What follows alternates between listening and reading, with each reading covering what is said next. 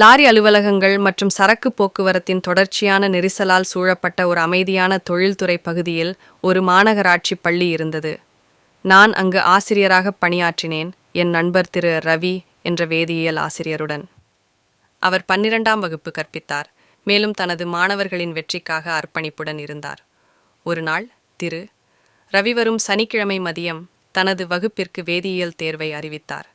அன்று காலை பள்ளி தொடங்குவதற்கு முன்பு நானும் மற்ற 2 ஆசிரியர்களும் லாரி அலுவலகங்களுக்கு அருகிலுள்ள ஒரு சிறிய தேநீர் கடைக்கு சென்றோம்.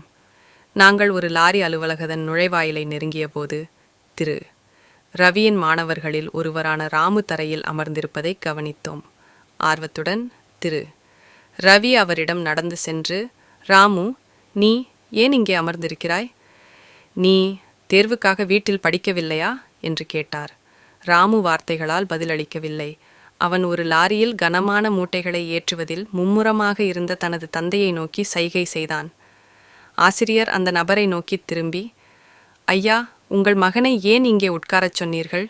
இன்று அவனுக்கு ஒரு முக்கியமான தேர்வு உள்ளது. அவன் போய் படிக்கட்டும். ராமுவின் தந்தை, அவனது தந்தை இருங்கள், வருகிறேன் என்று சைகை செய்தார். தனது உழைப்பால் வியர்வையில் நனைந்து இருந்தார்.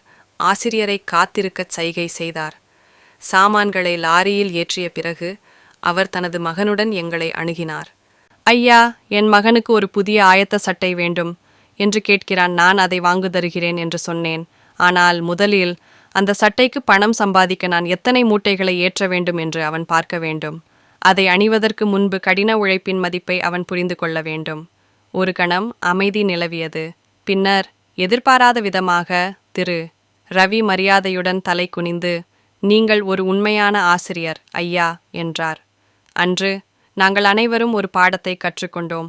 ஒரு பாட புத்தகத்திலிருந்து அல்ல, ஆனால் ஒரு தந்தை தனது மகனுக்கு கல்வி கற்பிப்பதற்கான அமைதியான ஆனால் சக்தி வாய்ந்த வழியிலிருந்து.